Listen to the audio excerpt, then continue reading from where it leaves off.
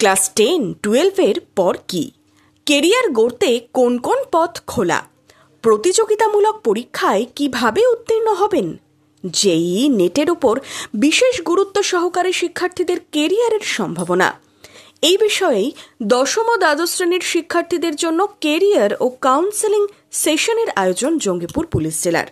শনিবার এই কর্মশালা হল রঘুনাথগঞ্জের রবীন্দ্র ভবনে। এদিন কাউন্সেলিং সেশনে নিট কোয়ালিফাইড দশম দ্বাদশে কৃতি পড়ুয়া সহ প্রায় 200 জন পড়ুয়া অংশ নেয়।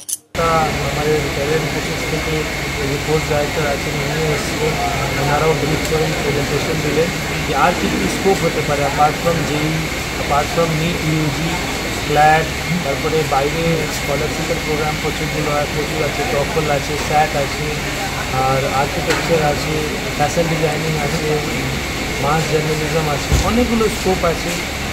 কমার্স নিয়ে পড়া যেতে পারে। আমার কিছু কিছু কোশ্চেন অ্যান্ড অ্যান্সার সেশনও নিলাম, যে আমাদের স্টুডেন্টের কিছু ইম্পর্টেন্ট কোশ্চেন ছিল, ওদেরকে অ্যান্সার করা হলো।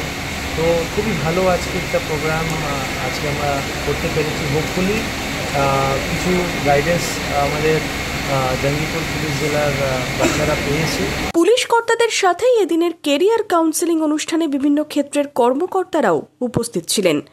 সরকারি পড়ুয়াদের সাথে কথোপকথন হয় মতামত বিনিময়, পড়ুয়াদের নানান প্রশ্ন কৌতূহল মেটানো হয়, সংবর্ধনাও জানানো হয় কৃতি পড়ুয়াদের।